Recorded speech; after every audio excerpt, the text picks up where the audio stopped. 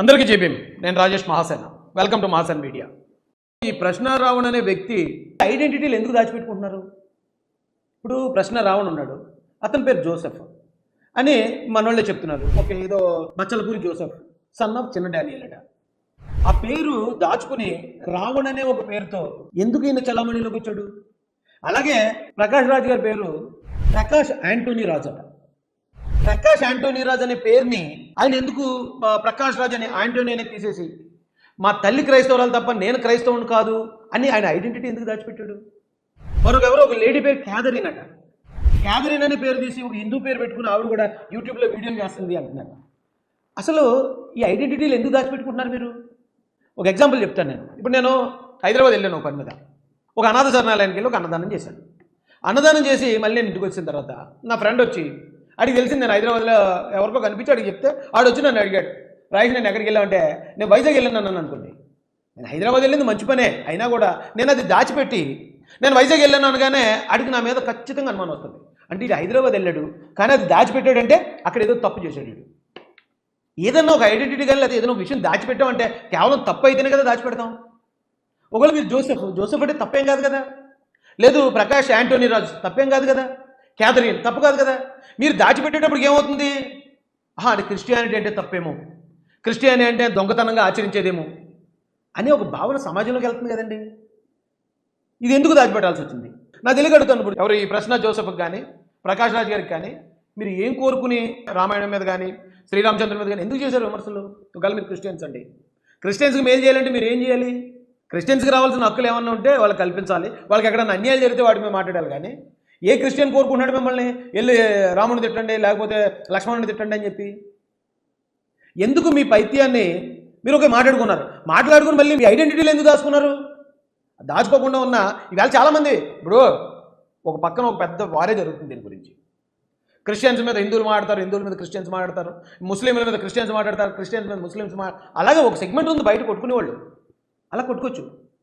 వాళ్ళు ఈయనేమో యజ్బురం తిడతాడు, ఆయనేమో రాముని తిడతాడు, అలా వాళ్ళు తిట్టుకుంటూ ఉంటారు. వాళ్ళ మధ్య ఉంటుంది. ఎవడి మీద కేసులు పెట్టుకోడు. కానీ మీరు ఇలాగొచ్చి ఐడెంటిటీ దాచిపెట్టి మీ రోజున ఈ ప్రశ్న రావణ్ అనే వ్యక్తి జీవితాన్ని సర్వనాశనం చేసి పారేశారు కదా. ఒకసారి ఆలోచించండి. ఎవరు కన్నింగ్గా బిహేవ్ చేస్తున్నారు, ఎవరు జనాన్ని రెచ్చగొట్టే ప్రయత్నం చేస్తున్నారు, అందరికీ ఐడెంటిటీలు మార్చేశారు.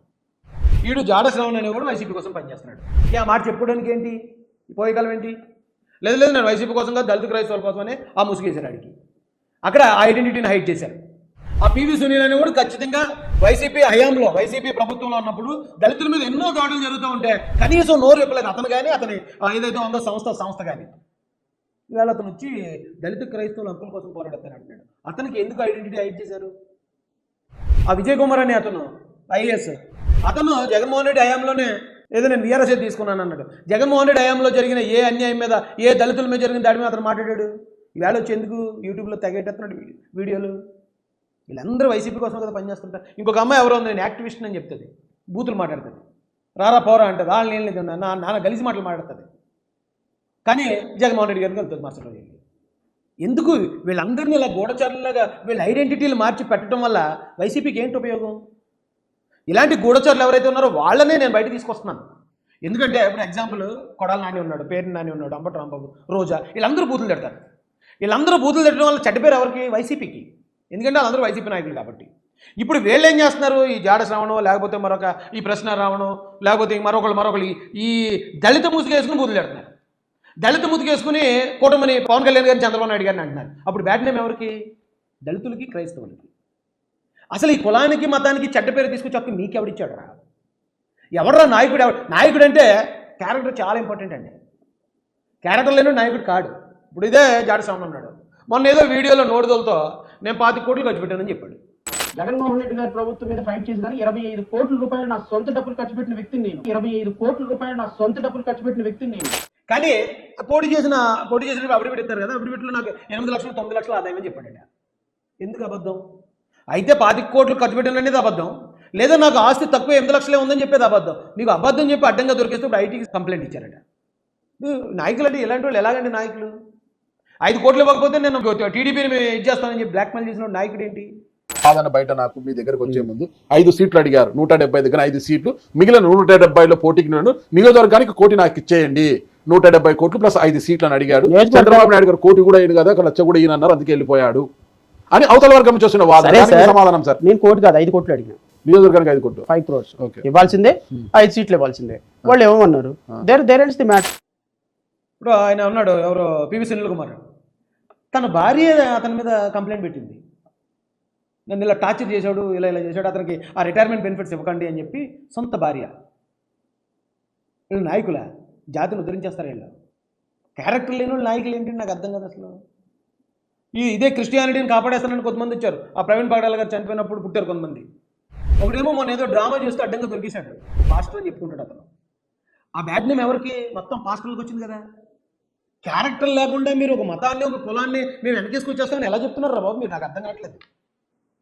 నాకు తెలియకడుగుతాను దళిత క్రైస్తవ సభ ఏలూరులో. అంతకుముందు పివి సునీల్ కుమార్ భీమవరంలో పెట్టాడు. ఏమంటే ఆంధ్రప్రదేశ్లో ఇన్ని జిల్లాలు ఉండగా ఎందుకు ఉమ్మడి పశ్చిమ గోదావరి జిల్లాలో మాత్రం ఎందుకు పెట్టారు వాళ్ళందరూ? పివి సునీల్ కానీ జాడి శ్రావణ్ కానీ ఎందుకు పెట్టారు? ఒకవేళ పివి సునీల్ కుమార్ ఒక చంద్రపూడి అనుకుందాం, అతను ఒకవేళ పశ్చిమ గోదావరిలో పెట్టాడు. మరి జాడి శ్రావణ్ కుమార్ ఏం పశ్చిమ గోదావరి కాదు కదా, అతను ఎక్కడో తెనాలో లేదా ఏదో సంథింగ్ అక్కడ కదా. అతను మీటింగ్ పెట్టుకుంటే అక్కడ కదా పెట్టాలి, అతను కూడా వచ్చి ఇక్కడ ఎందుకు పెట్టాడు? Simple logic. ఇక్కడ త్రిబుల్ ఆర్ ఉన్నాడు, త్రిబుల్ ఆర్ మీద రెచ్చగొట్టడానికి జనాన్ని, త్రిబుల్ ఆర్ మీద రెచ్చగొడతామంటే అక్కడ ఉన్న వాళ్ళు ఆల్రెడీ త్రిబుల్ ఆర్ మీద కోపంగా ఉన్న జనం ఉంటారు, క్రిస్టియన్స్, వాళ్ళందరూ వచ్చి మన మీటింగ్లో కూర్చుంటారని ఒక నీచమైన ఆలోచన, అంతే, అంతమించి ఏమి లేదు.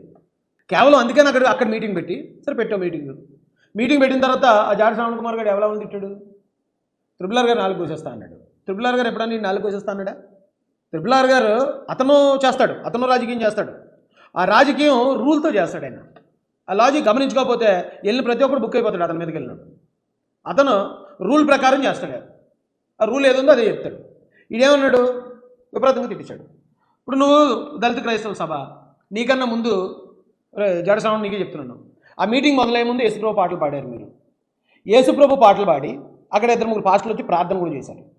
అంటే మీరు ఆల్మోస్ట్ ఒక ప్రార్థన ఒక ప్రేయర్ మీటింగ్లో పెట్టారు. ప్రేయర్ మీటింగ్లో పెట్టి మీరు మాట్లాడే మాటలు ఏంటి? ఆయన లేపేస్తా, ఆడి కాళ్ళు తీసేస్తా, ఈ 4 కోసేస్తా, ఆడి నోట్లో ఏం పెట్టుకున్నాడో, ఇంకొక ఆయన వచ్చి ఒకేసారి 2 లార్జ్ పెగ్గలు వేస్తే ఎలా ఉంటుంది? ఏంటి మాటలేంటి? అంటే చూసే సమాజానికి దళిత క్రైస్తవులు అందరూ ఇలాగే ఉంటారా? ఇలాంటి మాటలే మాట్లాడతారా? ఇంత దారుణంగా ఉంటారా అనే ఒక ఇంపాక్ట్ అయితే క్రియేట్ చేయాలని ప్రయత్నం చేశారు కదా. అసలు ఆ మీటింగ్ ఏంటి? 1950లో జవహర్లాల్ నెహ్రూ గారు లేకపోతే బాబు రాజేంద్ర ప్రసాద్ గారు చేసిన ప్రెసిడెన్షియల్ ఆర్డర్ కోసం పెట్టిన మీటింగ్కి ఇక్కడ నువ్వు పవన్ కళ్యాణ్ గారిను లేకపోతే చంద్రబాబు నాయుడు గారిని లేకపోతే మరో త్రిబుల్ ఆర్ గారిని లేదా ఎవరో అమారా ప్రసాద్ అన్న నేను తిట్టడానుక మీటింగ్. అది ఎందుకు తిట్టాలో తెలిసాలి ఏమీ తెలియక కాదండి, ప్రజల భావోద్వేగాలు రెచ్చగొట్టడానికి. ఆ మీటింగ్ పెట్టి 1915 ప్రెసిడెన్షియల్ ఆర్డర్ కోసం లేకపోతే ఈ సమస్య పరిష్కారం కోసం మాట్లాడితే మరి అక్కడ ఉన్న వాళ్ళు ఇమీడియట్గా ఇలా కనెక్ట్ అవ్వరు. ఇలా కనెక్ట్ అవ్వాలంటే అక్కడికి వచ్చిన వాళ్ళు ఎవరి మీద కోపంగా ఉన్నారు? త్రిబుల్ ఆర్ మీద కోపంగా ఉన్నారు, లేదా ఇంకో అమరా ప్రసాద్ మీద కోపంగా ఉన్నారు. కాబట్టి వాళ్ళని గట్టిగా తిడితే వీళ్ళు ఈగో సాటిస్ఫై అయ్యి వీళ్ళు చప్పట్లు కొడతారు, వీళ్ళు వేస్తారబ్బా మన కోసం పోరాడడానికి వచ్చాడు ఒకడు అని చెప్పి ఇతను కనెక్ట్ అవుతారు. కేవలం అదంతా కుట్ర, ఒక కుట్రపూరితమైన ఆలోచనతో చేసే పనే. కానీ ఇదే జాడ శ్రావణ్ ఎప్పుడు 2019 ఎలక్షన్లో కూడా పోటీ చేశాడు వీడు. మరి అప్పుడెందుకు అంబేద్కర్ పేరు చెప్పలేదు? అప్పుడెందుకు దళితుల పేరు చెప్పలేదు? ముందడుగు ప్రజా పార్టీ అని వచ్చాడు వీడు. అప్పుడు అంబేద్కర్ లేరు, దళితులు లేరు, దళిత క్రైస్తవులు లేరు. ట్రై చేశాడు, నేను దళితులు కాదు అన్నట్టు బొక్కబొరలో పడ్డాడు. తర్వాత 2020-21 సమయాల్లో మా మీద జగన్ గారు కేసులు పెట్టడం, జై భీమ్ అంటాం, అంబేద్కర్ బాగా విపరీతంగా నానుతున్నారు జనాల్లో. అప్పుడు జై భీమ్ అని మొదలెట్టాడు, అప్పుడు నేను దళితుడిని మొదలెట్టాడు. ఆ తర్వాత మొన్న ఈ ప్రెసిడెన్షియల్ ఆర్డర్ విషయం రావడం, త్రిబుల్ ఆర్ గారేమో రోజు దళిత క్రైస్తవుల గురించి ఏదో మాటలు మాట్లాడుతూ వాళ్ళందరికీ కోపం తెప్పించే ప్రయత్నం చేయడం, వెంటనే అపాయింట్ తీసుకున్నాడు. ఇది ఒకటే కాదు, పివి సునీల్ తీసుకున్నాడు. పివి సునీల్కి 60 సంవత్సరాలు, మొన్న రిటైర్ అయ్యాడు. 60 సంవత్సరాల నుంచి ఈ సంవత్సరంలోనే మాట్లాడాడు అతను దళిత క్రైస్తవుల కోసం. అంతకుముందు ఎప్పుడు మాట్లాడాడు చూపించమను. అరే ఏంటి ఇలాగా కులం పేరు మతం పేరుతో రాజకీయాలు చేసేస్తూ మొత్తం కులానికి మతానికి చెడ్డ పేరు తీసుకొచ్చేస్తా ఉంటే మరి ఇలాంటి వాళ్ళని ప్రభుత్వం కంట్రోల్ చేయకపోతే ఏం చేస్తుంది?